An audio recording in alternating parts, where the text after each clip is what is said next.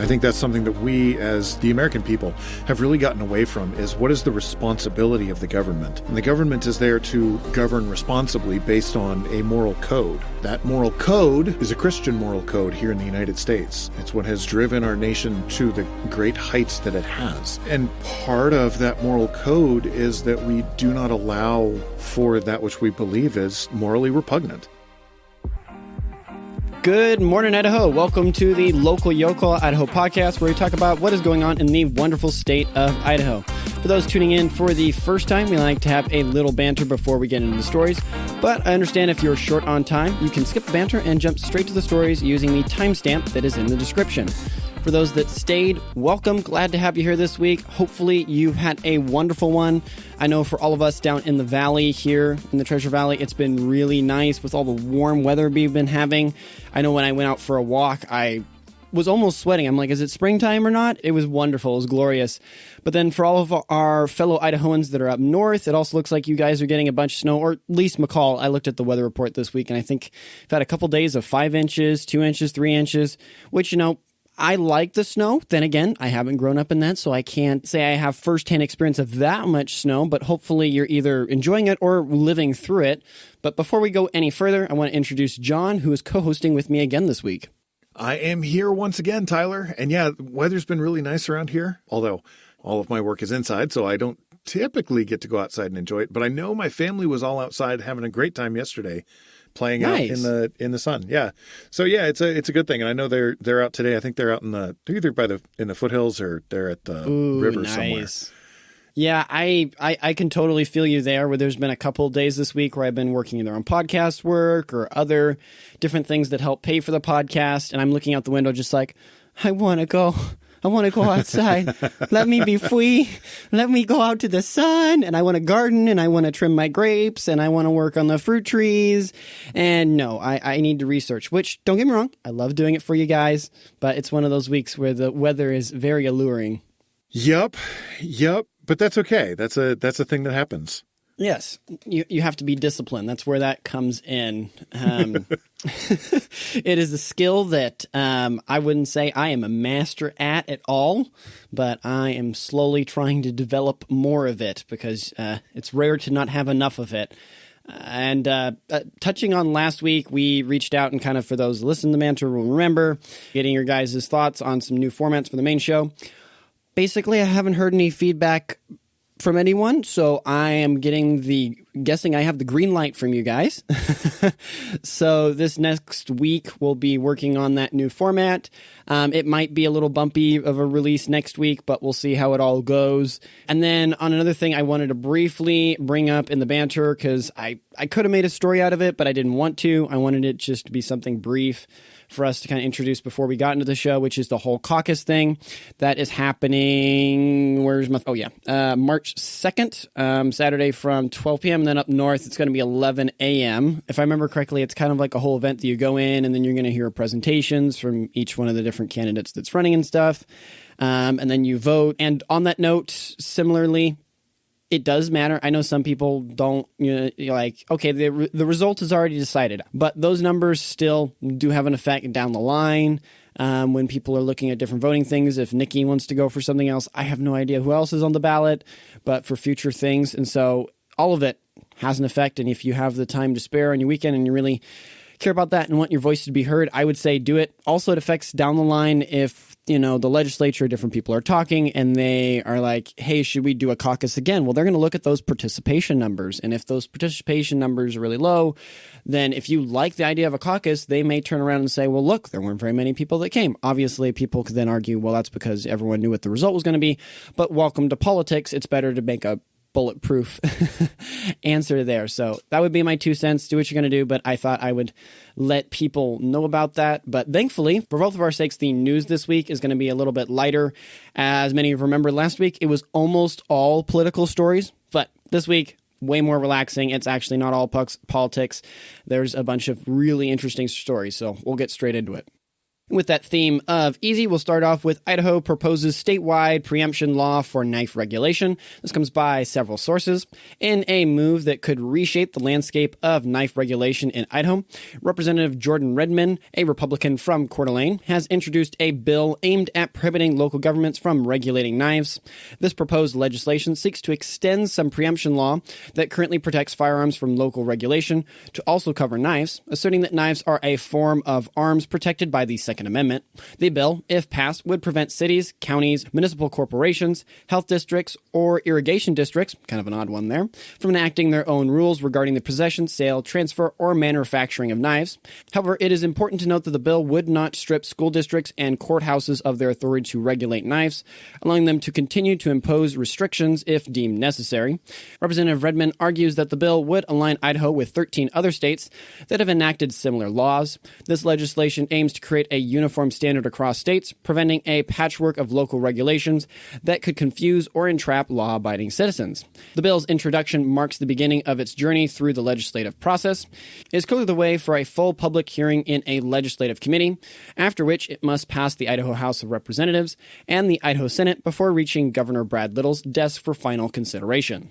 Which I don't think this is going to be one of those stories that's contentious for us to talk about today, because I would argue that most Idahoans love their guns, and by icto facto, they love their knives. I regularly joke that you can you can tell when a boy has graduated to being a man in Idaho. He starts off with carrying a knife around everywhere, and then he graduates to having a gun on him at all times. Yeah, that sounds about right. Yeah, like I remember there's been so many different events I've had with friends and stuff. And as high schoolers, you'd be sitting there and someone's like, hey, I need something to help open to some girl or something. And then guys like 26 knives later, like, hello, here you go. But then as you get older, you get some bigger toys. Yeah, my son actually just got his first quality knife. His uncle got him, actually both of his uncles got him knives. So yeah, it's definitely a thing. What brand? So he got a Leatherman. Okay. And so that was very exciting. And the other was just a folding pocket knife, a locking blade. It was a small one, but it was nice. So he's going with the full knife, not a Swiss Army knife type of thing then, right? That's what he has currently. Okay. We'll see what happens. The addiction starts young, no? Well, yeah, it does. I know it did for me. I enjoyed that as well. My grandpa died when I was, I don't know, 12. And one of the things, and Grammy wanted to gift her grandchildren with stuff, and there were only 3 of us at the time, so it was easy. And so she was like, well, anything of his, just kind of take. And so I took a pocket knife and a little Swiss Army knife, and I kept that on me for a long time. So yeah, no, I agree that that infatuation with knives is a good thing. Right. And I guess kind of coming back to the bill, I don't think we have to discuss it too long, but obviously I think this is a good position to take if you're a person who sits there and says, the right of the people is to bear and have, we'll go very broad here and I'll be very generous, the right to bear defensive weaponry of some kind. I would say that would also include knives. So if you're going to say yes to guns, you're going to say yes to knives. So usually, like a lot of things, there's times where legislation just needs to close loopholes and stuff where courts like to wiggle and weasel, and lawyers and stuff, because, that's the game, right? You have the rules and you play within it. But the main point, the broader point I think one can derive from this is that you do see in other countries where they've been really, really hard on guns, because I would argue the reason that they're banning the guns isn't as much because of the gun per se, but it's because of an idea that you're trying to get rid of an implement that causes harm, and you're not looking at the person, you're looking at the tool. And so, gun is scary, right? Look at that black thing and that muzzle and the bullets and stuff, and it's a scary thing, right? So we ban it. But a lot of times you see in those countries that they do that. I think England and Australia, I don't have the numbers off the top of my head, but I remember reading them. Tons of knife crime. And I think that would be a perfect example of people are going to have weapons, and it's far better to let your populace be armed, unless you're a totalitarian government, to protect themselves and to keep the government kind of on edge and a little bit accountable there. Yeah, well, it's something we talked about even before with in regard to guns. We talked about it with arming of teachers, voluntary arming of teachers. And I want to make that clear because someone was commenting on that. But yeah, it's a voluntary thing. The way you stop a bad guy with a gun is a good guy with the gun. Now, a knife is not quite the same because that, like, stopping a guy with a knife requires getting in close to him. A little bit of skill, just a little. The way you stop a bad guy with a knife is a good guy with a gun. But, you know, I feel like the principle probably still holds true is you want to escalate to the level of your opposition or more. Right. So, yeah, no, it makes sense to me to extend that constitutionally protected right to knives in addition to firearms to make sure that you can't make laws prohibiting those items. And I think the most interesting part about this is going to be seeing how it moves through committee and stuff. I'm expecting it to move pretty efficiently, but like most things, it goes into committee and say there's someone in some field related to it that's really knowledgeable, like, hey, the intent of this bill is really, really great, but if you look here and here, just because it's focused on this area of like Second Amendment rights or something, right? You have someone that's experienced in understanding other parts of the law on that specific one, and they turn around and say, well, if you set this precedent here, then it sets it over here, and then that can be used for something you don't like abortion or transgenderism or something else, right? I doubt that with this, but there again, committees are very interesting and sometimes can bring some really enlightening ideas. But wanted to share it and let you guys know, and we'll move on to the next one, which is a story that a lot of Idahoans here in the Treasure Valley, sorry for everyone up north, this one might not be as relevant, but I know there's a lot of people in the valley that are going to care about this. ITD plans to cut I-84 congestion with new Meridian auxiliary lane. This comes by several sources. The Idaho Transportation Department, or ITD, is gearing up for a significant project aimed at reducing traffic congestion along a key section of Interstate I-84. In Meridian, particularly during the morning rush hour, drivers merging eastbound onto I-84 from Meridian Road have been facing significant delays, with the backup often extending to the intersection of Meridian and Overland roads. A 2022 traffic analysis by Community Planning Association of Southwest Idaho, or COMPASS, I guess that's a working acronym. Sometimes we read the acronyms on here and they just don't make any sense. They make it worse. Identified this on-ramp as one of the most congested points in the Treasure Valley. To address this issue, ITD has announced plans to construct an additional eastbound lane between Meridian and Eagle Road interchanges, known as an auxiliary lane. This lane is designed to facilitate smoother transitions for drivers entering and exiting the highway, thereby easing the current bottlenecks. Additionally, the Meridian Road on-ramp and Eagle Road off-ramp will be modified from a single lane to two-lane configurations, with an extra right lane added to the Eagle Road eastbound off-ramp. Construction is slated to begin no earlier than 2025, with ITD committing to keeping all 4 eastbound lanes open during daytime hours to minimize the disruption. Some overnight closures and detours will be necessary to facilitate the construction process. ITD is currently offering an interactive online slideshow until February 28th, where people can learn more about the project and provide feedback. This project represents a proactive step by ITD to improve traffic flow and enhance safety on one of Idaho's busiest highways. By addressing congestion and the potential for rear-end collisions, ITD aims to create more efficient and safer commuting experiences for Idaho drivers. For context, for all of our more northern-leaning people, you kind of have the main road, the freeway that kind of goes through the Treasure Valley here, I-84. It's kind of that main artery that moves everything. I know you've got that road. John will probably be able to remember it better than me. Chinden, there we go. Yeah, you got Chinden, and that's kind of the more northern bit. So you have kind of 2 main artery roads that run from west to east across the Treasure Valley. Yeah, no, this makes sense to me. It makes sense to continue expanding the roads here and make everyone's life as good as possible. I know I've talked about my experiences in Austin before, and so I'm glad ITD is looking forward to the future, trying to fix the current problems to make the future better for our transportation systems here. And I think it's, for those of us like myself that sometimes, roll our eyes and be like, are we just going to perpetually keep expanding these roads?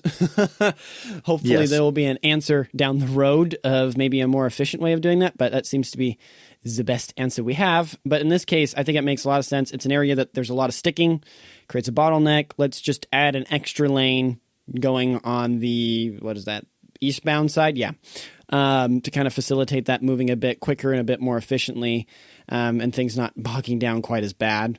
But I think overall, this is a really, really exciting thing to see in the Valley. And I didn't have any idea it was coming until I read this article. And I was just like, yes, yes, yes, yes, yes, yes, yes. Let's do this. This is awesome. This is a wonderful idea. So that, when things get bad, I don't have to literally get off the freeway, drive literally, a couple miles and then get back on the freeway. Let's just add an extra lane there and make life a little bit nicer for all of us here in the Valley. That makes sense to me. Hey there, since you made it to this, you probably enjoyed the show, and that probably means you want to keep it with all things Idaho. So don't forget to hit the subscribe button or follow on YouTube, Rumble, or Twitter. That way you don't miss out on any of our future content about Idaho. Not to mention, if you found our content valuable and think it might benefit others, please like and share it. We have short clips from the show on our YouTube, Rumble, and Twitter accounts, which are perfect for sharing parts of the show that you found important or valuable with friends and family. Whether it's a fascinating political update or an intriguing local story, your shares and likes can help us spread the word about our beautiful state. Also, for our audio-only listeners on platforms like iTunes or Spotify, we'd love to hear your thoughts. Please rate the show and leave us a review. Your feedback helps us a ton and helps improve the show as a whole. Thank you for your support and for being part of the local Yokel Idaho community. Together, hopefully, we can keep Idaho informed, engaged, and involved in this wonderful state. Now, let's dive back into the show for our next story, which we have been playing really nice. Most of the stories have been nice, fun ones. This is the one that's going to sneak on there that's a little bit more of a legislative thing. Idaho bill seeks to ban public funding of transgender procedures. This comes by KTVB 7 by staff. The Idaho legislature is currently considering House Bill 520, which, if passed, would prohibit the use of public funds for transgender medical care, including, quote, gender-affirming, end quote, surgeries and treatments like hormone therapy or puberty blockers. This bill extends the ongoing debate in Idaho over transgenderism and state-funded medical care.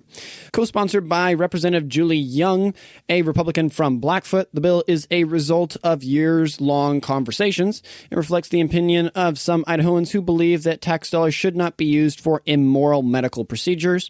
During the committee vote, one community member testified that the use of Idaho's tax dollars for such treatments is against their faith and it is seen as, quote, repugnant, end quote.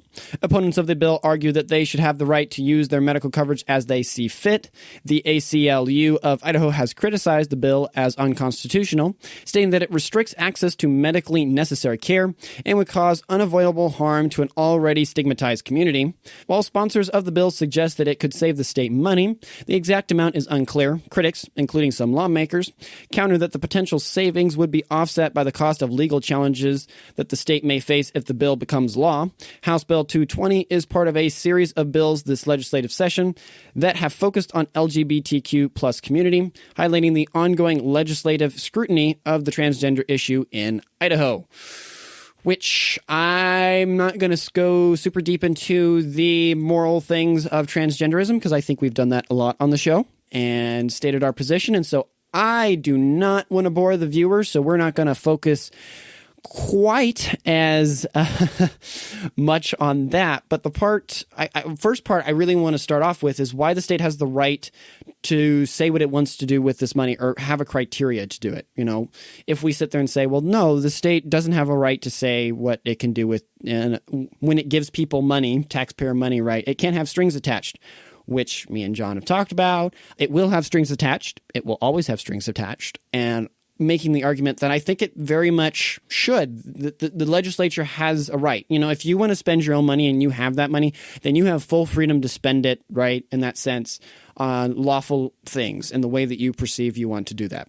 But that, on the flip side, when you're talking about money, I think the state has all right to sit there and be like, no, due to the elected representatives and the way that they're elected, they fully have the right to say where those funds can and can't go. Well, not only do they have the right, I think they have the responsibility. I think that's something that we, as the American people, have really gotten away from, is what is the responsibility of the government? And the government is there to govern responsibly based on a moral code. That moral code is a Christian moral code here in the United States. It's what has driven our nation to the great heights that it has. Right. And part of that moral code is that we do not allow for that which we believe is, to borrow language, morally repugnant. And so if the Idaho legislature, the people that we have voted in to govern us, if we as an electorate decide that that is a morally repugnant thing and that the government should not spend money on it, well, then it is what it is. And in this discussion, one core part of this that I think is the linchpin here, again, I'm not going to go too far down this road, but the argument often made, and I had to do some corrections on the script accordingly, is that the opposing side very regularly wants to argue or set it as, well, this is transgender medical care, which implies that, for instance, that it's necessary care. It is a necessity like heart care or, I don't know, respiratory care or something, that this is how people are born, which, you know, I don't think I'm too far off the farm looking at the rest of human history. Male and female, that's what we got. And so if you believe on that premise, then funding-wise, we should be voting and saying, no, we that's one thing. If you want to spend that money, we can have that discussion down the road if we should allow people to have these surgeries, right, to let doctors do them. But it's another thing when you're saying you want to do it on the taxpayer dime.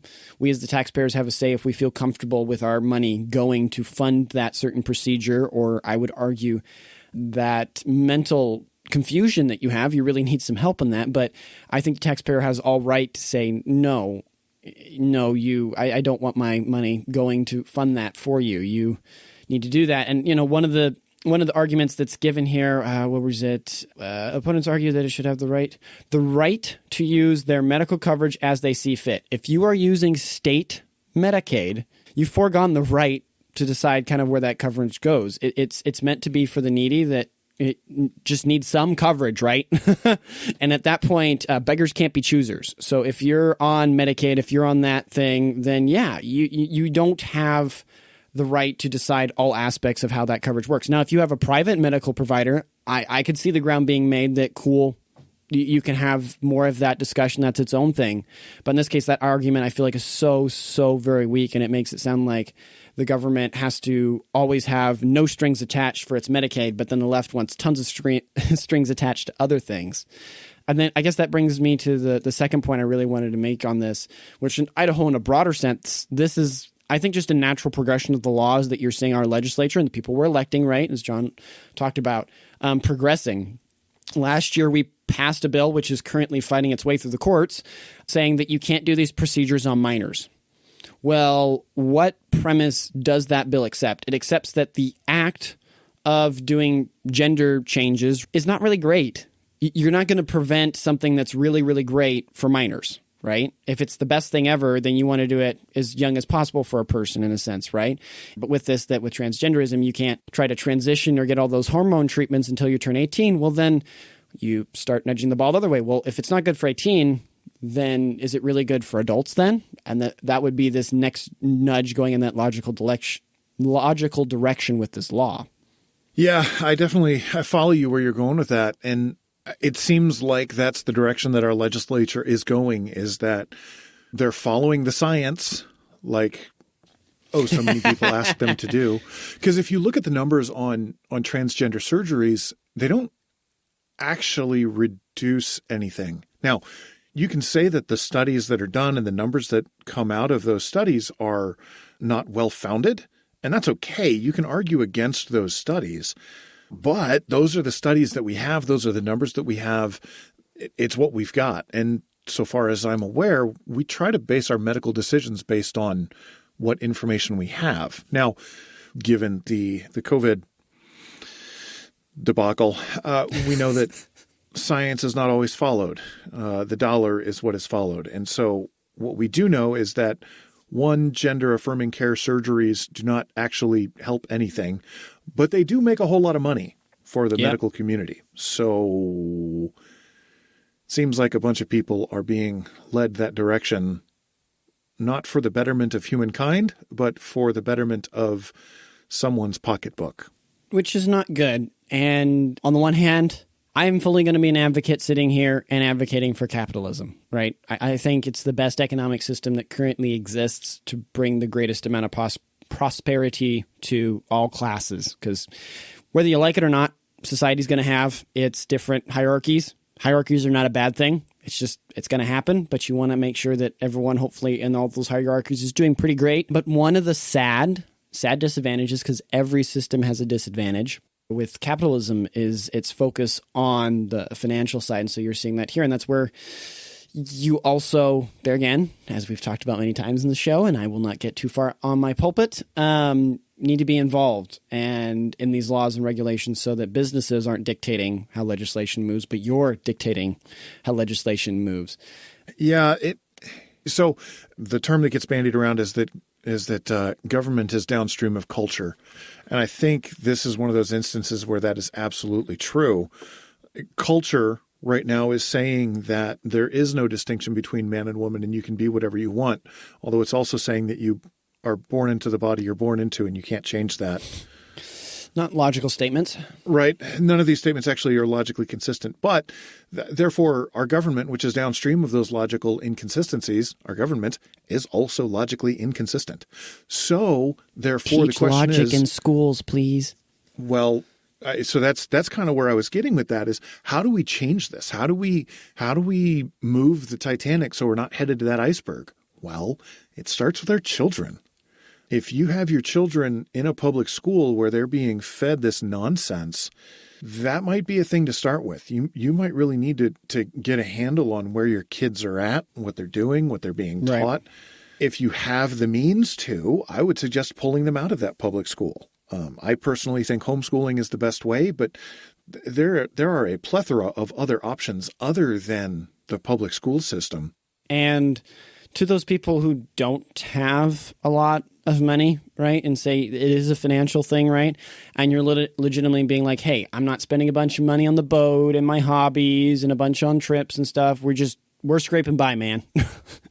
we are scraping by. Then the advice or thing I would give to that person to maybe change your stuff is, one, spend time with your children. Obviously, I know you're scraping by, so that probably means you're really busy, but try to do that. And then secondly, for all its flaws and everything, get involved in the public school system. It does still have a framework that's supposed to be representative in some kind. Go to your school board meetings. Be involved in that. Start making and chipping away at it so that the future generation doesn't have to deal with some of the things that we're dealing with now. And coming to our last story and fun story, which it's kind of hard to pick today. There's a lot of really fun, enjoyable ones, but this one kind of close to my heart. Lake Cascade Winter Wonderland, a haven for ice fishermen. This comes by KTVB7 by Jude Binkley and Kara Valentine. While winter sends many anglers indoors, a dedicated group of ice fishermen in Idaho embrace the frozen lakes for some of the best ice fishing in the country. KTVB7's Jude Binkley joined local fishermen and guides Chris Weber and Park Wellner on the Lake Cascade, a renowned spot for massive perch. Despite the cold, Weber and Weller ventured onto the ice 7 days a week for 2.5 months, starting their journey from a northern dock and traversing 12-inch thick ice to set up camp and begin their 8-hour hunt. Lake Cascade, rated as a top ice fishing destination by Fishing Booker, attracts anglers from across the nation, drawn by both the promise of large perch and the relatively mild weather conditions. Weber describes the addiction of the sport, emphasizing the world-class status of Lake Cascade and the sunny, calm weather that creates ideal ice conditions. Even with the favorable climate, ice shacks are recommended for comfort, with temperatures inside reaching up to 70 degrees. The search for a perch is a meticulous process, with Weber advising to find a spot where fish are visible and frequent. Lake Cascade is particularly famous for its large perch, some reaching 15 to 16 inches, dwarfing those found in the Midwest Great Lakes region. The thrill of the catch, the patience, and the escape from the everyday make ice fishing an addictive pursuit. It's a unique experience that combines the serenity of the frozen landscape with the excitement of reeling in trophy fish, creating lasting memories on the ice of Lake Cascade.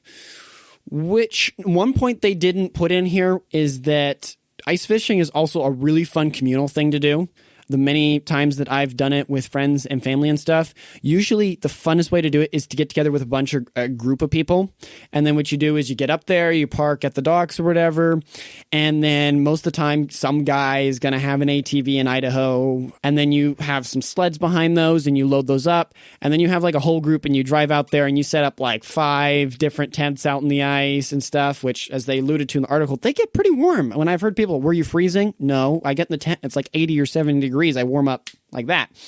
So you get out there, and then most of the time, as much as I love fishing, I will fully admit ice fishing for me anyways is one of the more lazy type of fishing, because what you do is you have this tent that stays at like 70 degrees, so it doesn't matter if a blizzard hits you on the lake. If you have your stakes down well enough, more about that later, you can stay plenty warm and then come back out. But then you usually have a food table and everyone's sitting around, and you have these things called tip-ups, which it's like a piece of wood, and then one end has a flag, and then one end has it kind of higher up in the air, and then it goes down to the hole. Well, when the fish bites, it pulls that whole contraption, the flag goes up. And so you can tell that a fish has bit the bait there. And so what usually happens when I've gone out with other people is that you kind of communally are all sitting around talking, sitting in chairs, eating food, and then everyone's waiting for one of the flags to go up. And when the flag goes up, first person gets there gets the fish. So someone who didn't bring any gear can get fish, but then the guy who brought all the gear can get fish. And so it's a fun thing for everyone else to do. And so then there's that moment where everyone's eating and talking, and it's great. But then everyone has like half an eye out there on the fish field where you have like a bunch of tip-ups, and you're waiting for the flag to go off. And then when the flag goes off, it's just a it's a mad stampede dash of everyone dashing to try to get there first so they can get the fish. But that's one element for me anyways, my personal experience that's been really fun about ice fishing, beyond obviously the beauty and the serenity that there is up there at Lake Cascade. Yeah, so I know ice fishing was a big thing where I was growing up in Michigan. Like, that's Great just Lakes, the thing baby. that people did. And the funniest part is that some guys would have their shacks, and they would be built structures that you then take out onto the lake. Yeah, and so people just have their ice shacks. You drive them out onto the lake, and they stay out there all year. Oh gosh, what movie is it? Grumpy Old Men with Walter Matthau and Jack Lemmon. Oh man, that movie is incredible, and it's so it's set in, I think it's Minnesota. Okay. See, John is our local pop culture specialist here. We bring you only the top references about pop culture. Top and references. Yeah, right. Yeah, so, okay. Grumpy Old Men is two old guys that hate each other for no reason other than that they're neighbors. And then there's an old lady that shows up, and, she's the old hottie, and they both want her. And, oh, that's great. It's a great movie. Oh, my word. Yeah, it's wonderful. If you've never watched it, you should totally go watch it. It's very funny, very wholesome. And it's Walter Matthau and Jack Lemmon going at it. But yeah, anyway, the whole reason I got on that was the movie centers around them ice fishing together. Nice. And the shenanigans that happen when your whole town also has a second town that's on the ice. You're like, there's all the men out there. It's amazing, the marital issues, the fighting. It just goes away in the winter in the Midwest. Why? All the men are on the ice. Women are back at the house. Right. Or all of those issues just get worse. That is also true. If we're stripping aside the humor part, you kind of need to actually solve issues and not sweep them under the rug. I will admit the funnest story I have to share about ice fishing is we went up there to go ice fishing, and we're doing all this stuff, and I'm enjoying it, and it's awesome, and I can see the mountains, and it's an amazing day. But then over to, what's that going to be? That's going to be in the north. To the north, I was just kind of seeing this white cloud that was at ground level, and credit where credit's due, it moved very slow. But as a kid, I don't know if the adults were just like, hey, it's fine, or whatever else, or no one took me seriously, but I was just kind of like, what is that? I mean, everyone keeps driving away from that thing. There's like snowmobiles, four-wheelers passing our camp and stuff. Like, my brain was like, I know I'm not that old yet, but I'm figuring there's a reason for this. Mm-hmm. So anywho, that ended up being my first experience in a blizzard. Oh, nice. There you go. But everyone was like, oh, yeah, that's coming. It kind of picked up, and everyone like went into all of their tents to kind of weather it, right, or whatever else. And the two funny parts about it. One, there was a group of guys that did not tie their tent down. And so halfway through the blizzard, I'm looking out the window and I'm like, da-da-da-da-da, watching it. I'm like, oh, this is so cool. And then their tent flips over, and it's just like, there's the guys, and they're in there. And then all of a sudden there's no tent anymore, and they're running off, and you're seeing them fade into the fog trying to catch back up to grabbing the tent. That's probably not good. No, it's not. But it was hilarious to observe. It ended up working out fine in the end. But on the flip side, the blizzard was actually a really nice blessing because all those tip-ups I talked about earlier, they got frozen to the ice. And so there was one of them that ended up getting a very, very large fish on it in the middle of the blizzard. And Nice. After the blizzard, we decided we're going to pack it up. And so each person is prying the tip-ups off the ice. Usually we take about like 100 or so of them. And my dad's over there and he's prying this one up. It's more of a sturdy one, so it's hard. And then he pries it off and then he's like, wait, there's some weight on this. And so he pulls it up and there is this beautiful large bass on it. And he gets it up and it's about 2/3 out of the hole, right? And then the line snaps. Oh. And my uncle, who's like 4 yards off, he runs, he goes airborne. And he wedges the fish inside the hole and like scoops it out. Nice. And he that's won. awesome. There's a competition up there in Cascade. That year he with that fish won for the largest single fish caught for the men's division for that week at the competition. Nice. Look at that. So that's the story that has always stuck with me. My first fishing trip first ice fishing trip, which was very memorable and very enjoyable. So if you have some friends, go out there. You don't need the full ATV and stuff, but the tent is very nice, I will admit, to get a break. So you might want to buy one of those.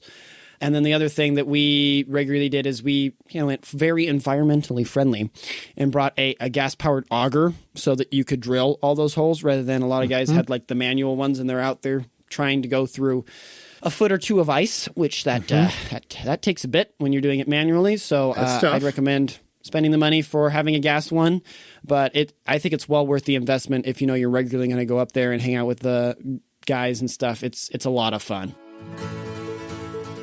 Thank you for listening to the entire podcast. I sincerely hope you found it enjoyable and valuable. If we missed any important points or provided incorrect information, please feel free to reach out via email at localyokelidaho2022@gmail.com or on Twitter by tweeting us at localyokelidaho. With the small team we have here, we're not able to cover everything, but we do our best to cover the most interesting and important stories. Thank you for your continued support and assistance. That's all for now, and I wish you a fantastic rest of your week. Godspeed.